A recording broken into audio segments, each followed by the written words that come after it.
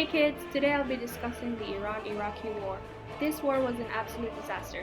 The strategies implemented by both sides seemed like they saw what didn't work in World War II, but took those not-to-dos as an expert recommendation of what to do.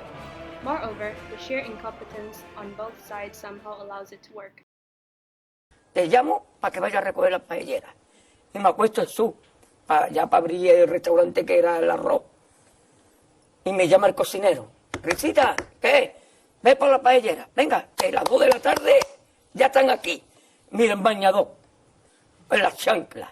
Todo despeinado porque no me dio tiempo nada ponerme las chanclas y el bañador. Voy a la playa, había subido la marea.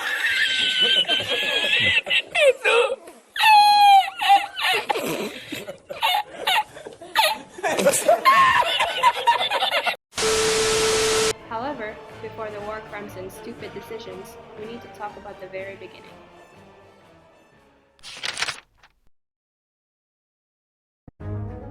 The war mainly started due to Saddam's wish to capture territories that were either Iranian-controlled or disputed between Iran and Iraq. Ever since he nationalized Iraq's oil resources, he wished to capture the oil-rich region of Khuzestan, which was under Iranian control. He also wished to capture the Shahat al-Arab waterway, which would allow Saddam to access the Persian Gulf, his only way of accessing the sea. However, Saddam knew that he couldn't directly engage the Iranians, the world's 5th biggest military, head-on. Therefore, he signed the Algiers Agreement in 1975 to lure the Iranians into a false sense of security. This agreement was based on the Iraqi government agreeing on the border of the waterway of Shahat al-Arab, and the Iranian government ceasing support to the Kurdish resistance in Iraq. The chance Saddam waited for was rather quick. In 1979, Iran went through an Islamic revolution. This caused the Shah, or the King of Iran, to be replaced with a more aggressive Islamic party, similar to what Saddam did in Iraq. This had two major effects in Iran. Firstly, the new ruling party of Iran decided to cut the alliance with the USA, which denied Iran's power to purchase advanced weapons from the US. Secondly, a major purge happened in the Iranian military's ranks. This made Iran unstable, both politically and militarily. Saddam took this chance and decided to make his first move. Not only was the Islamic Revolution a chance for Saddam to attack Iran, but it also provided Saddam with a reason for the attack. The new leader of Iran, Ayatollah Khomeini, was a Shiite Muslim, and the nation was run by a Shiite Muslim party.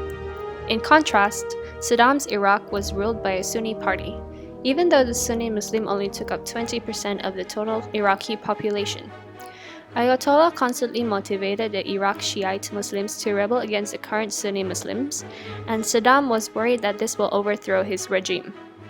This catalyzed Saddam's decision to attack Iran.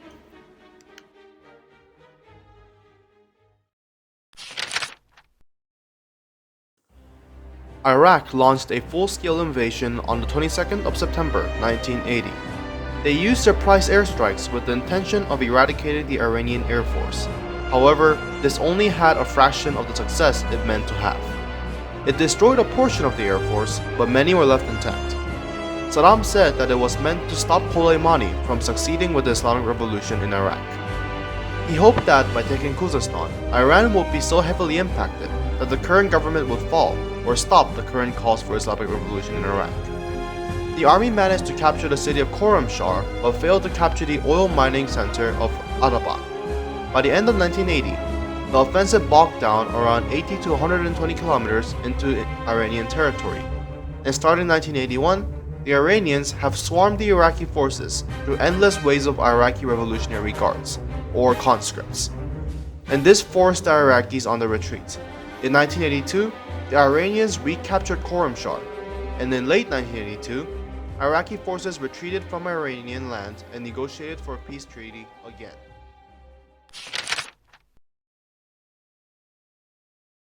Now, as the war progressed, the Western nations, especially the US, started to become anxious for the results of this war.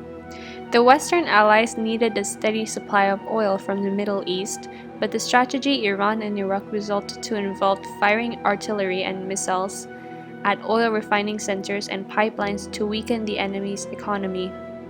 If this war progressed out of hand, then the oil supply would disappear. The US did not have any strong ties to both sides but knew that Iran was anti-American and needed, at least, for the Iraqis to not lose. Therefore, when the Iraqi forces were set on full retreat by 1982, the US supplied them with tanks, helicopters, artillery, and aircraft to push back the invading Iranians. This allowed the peace treaty of August 1988 to be signed.